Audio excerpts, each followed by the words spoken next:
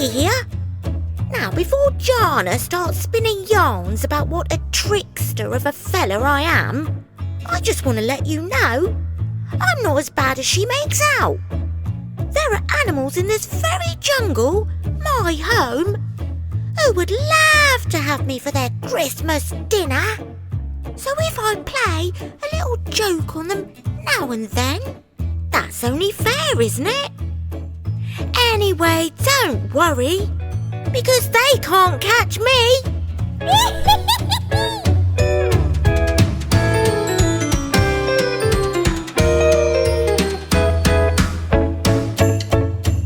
Well, we'll see about that, Monkey. On with the story. Christmas in the jungle.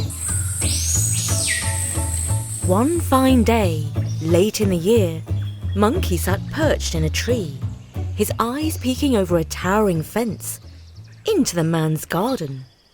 This garden was a feast for any monkey, brimming with fruits, nuts, vegetables and flowers. The fence was touted as monkey-proof. Of course, it was no match for our smart friend. Today, something extraordinary caught Monkey's eye. There stood a tree, unlike any other he had seen. A green, pointy triangle-shaped wonder.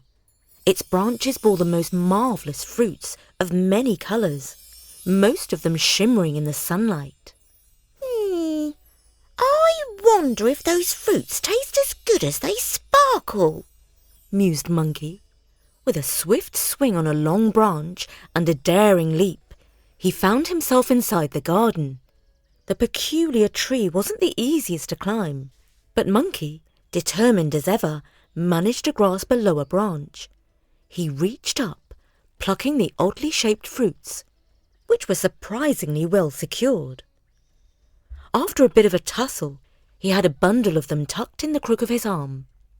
He scampered back over the monkey-proof wall just as the man emerged, shaking his fist. Back in the safety of the jungle, Monkey inspected his haul of brightly coloured fruit. Oh, yuck! These don't taste good at all, he grimaced. Not juicy, not soft, and not tasty. But don't they look just lovely? If I can't eat them, at least I'll have the snazziest tree in the jungle. Everyone will be green with envy. And so he decorated his tree with the bright baubles. True to his prediction, all day long animals paraded by, their eyes wide with wonder.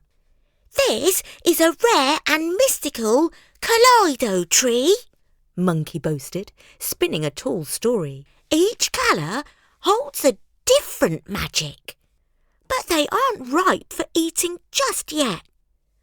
On the longest night, under the full moon, their magic will come alive. Just you wait. Most animals were quite taken in by Monkey's fantastic tale. But Bear and Tigress, not so much. They were always wary of Monkey's antics. These marvellous fruits are just another one of his monkey shenanigans, declared Tigress, her eyes narrowed in suspicion. Oh, you plucked the fruits, words, right out of my mouth, agreed Bear, nodding his large head. Puzzled by Monkey's latest scheme, they decided to seek wisdom from the old owl, who was conveniently perched in a nearby tree.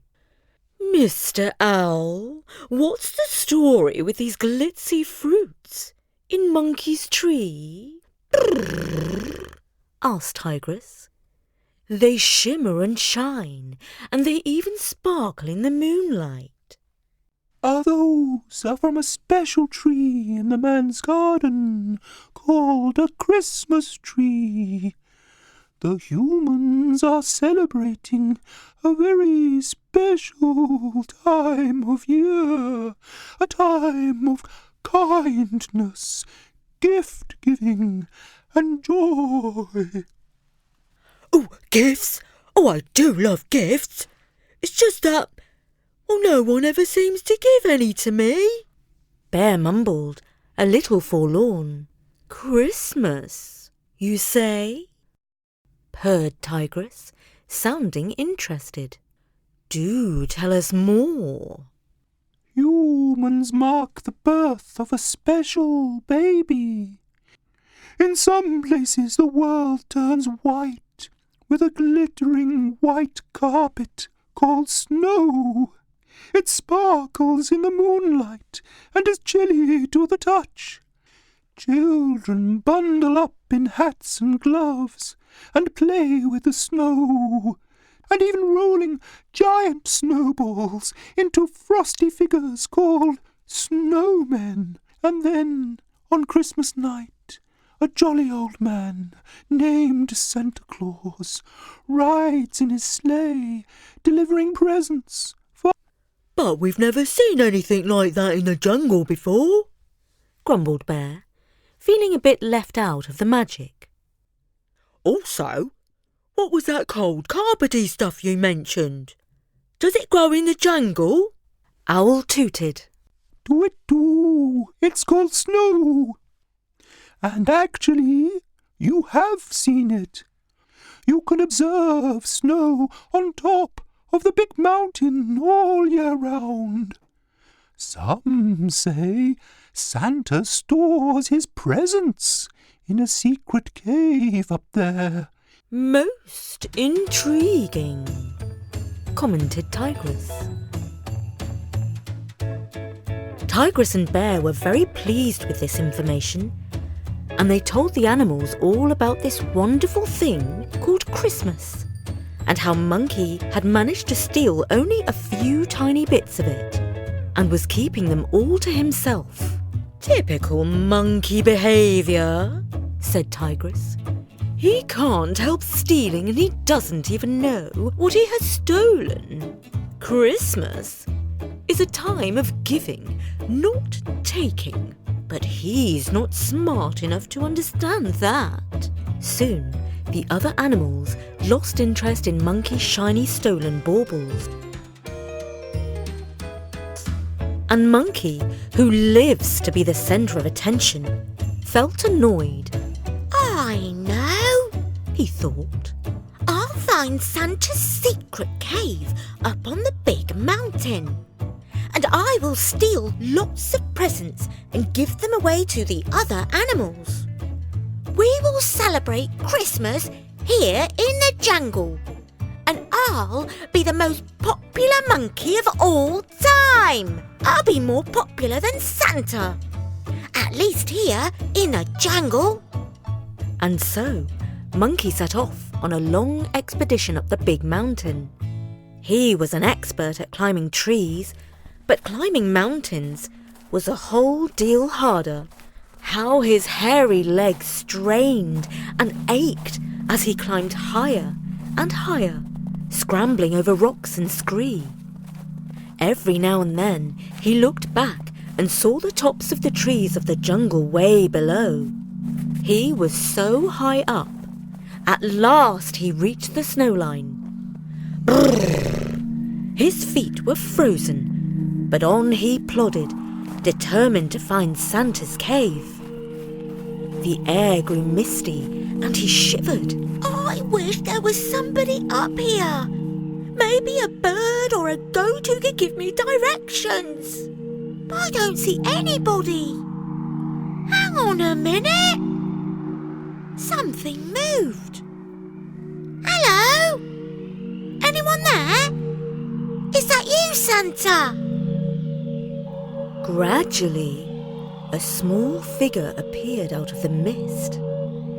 He, she, or it walked on two legs and wore clothes and shoes like a human. Only it had green skin and a very large nose. Who are you? asked Monkey. I haven't met anyone like you before. I'm a Christmas elf, replied the figure. So what are you doing up here? I work for Santa, and I was about to ask you the same question. What are you doing up here? Well, happens. I'm looking for Santa's secret cave, where he keeps all his presents. Can you give me directions? After presents, are you? Only good monkeys get presents, and good monkeys are very rare. In fact, I can tell you that there are hardly any monkeys on our Christmas delivery schedule because they are all so naughty. Well, meet the exception. That's me. I'm not naughty or tricky. Fibbed the monkey. So can I have lots of presents to take back to the jungle? I'll give them all away to my friends and relatives, and even to my enemies if you like. The elf was suspicious. You're not lying, are you? Because we don't reward monkeys who tell fibs. He fixed Monkey with his green elf eyes, and Monkey felt all strange. And do you know what?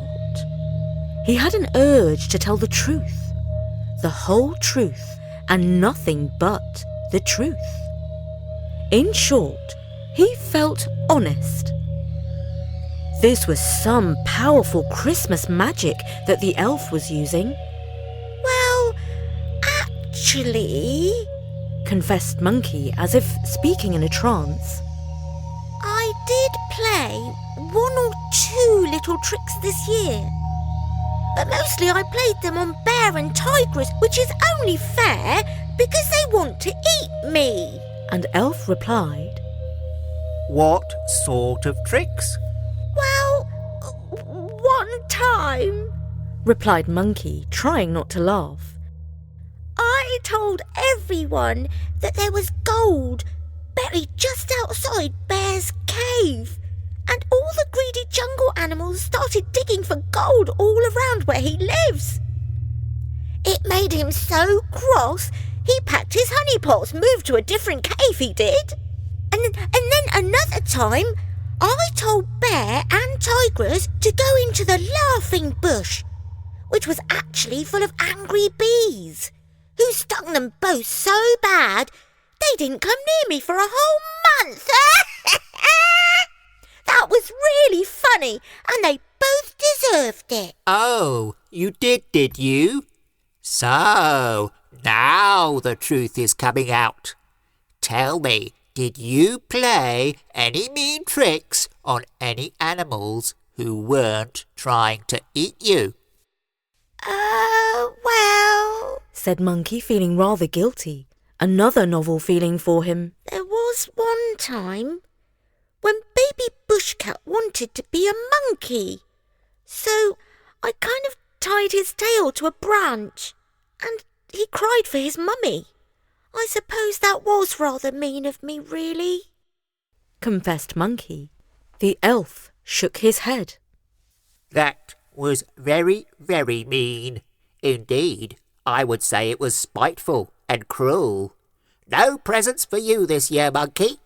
But if you work hard at being good for the coming year, maybe there will be a small gift for you next Christmas. What's the point of a present if you have to work for it? Demanded Monkey angrily. Isn't there anything for free at Christmas? And Elf replied calmly. There's not very much that's free these days. I'm afraid Christmas has become very materialistic and commercialised. You mean there's nothing that's free at all? I wouldn't say that. The snow is still free. You can take some snow back to the jungle with you if you like. Taunted Elf, laughing, who didn't seem like a particularly kind elf at all. And Monkey turned around and headed back down the mountain before he froze. At least it was warm back in the jungle at Christmas. But as he trudged, he had an idea. Do you know what? Perhaps I will take some free snow back with me. They've never seen snow up close in a jungle before, and everyone will think it's amazing. So he began to pick up snow and rolled it into a ball. I'm not going to be able to carry much of this with me, he thought. Then he remembered how the wise old owl said that human kids rolled snow up into giant snowballs and made snowmen out of them. So he rolled some snow along the ground, and it grew bigger and bigger until it was almost as big as he was. The snowball was so huge it was hard to push over the stones, so Monkey put his shoulder into it and shoved it as hard as he could. Elf, who had been watching and laughing at his antics, joined in and helped him push. Perhaps he used a little magic, because the snowball began to roll down the slope, growing as it went. When the giant snowball reached the edge of the snow line, it began to pick up speed, rolling all the way down the path to the bottom of the mountain.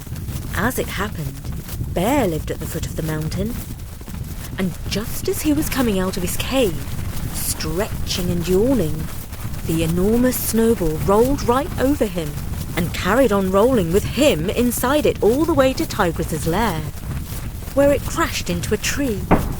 Tigress, hearing a thunderous noise, pounced out of her lair and roared in amazement as a giant snow bear emerged out of the heap and bellowed at the top of his voice.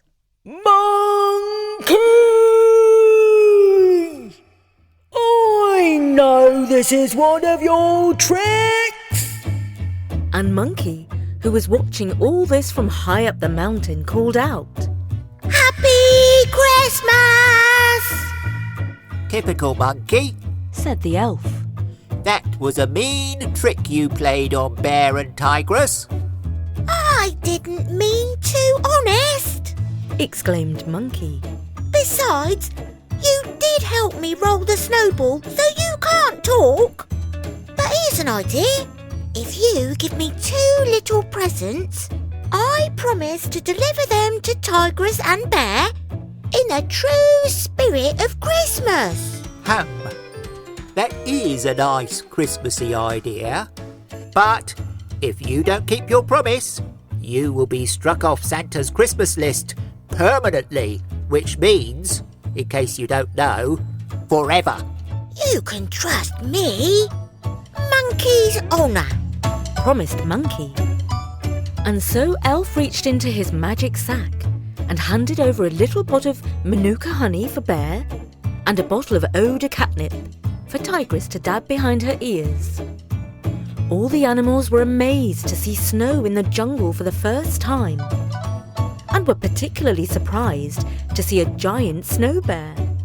But that was nothing compared to the sight of Monkey giving Christmas gifts to his old enemies, Bear and Tigress. They really had seen nothing like this before, especially when it turned out there was no trick involved. And guess what?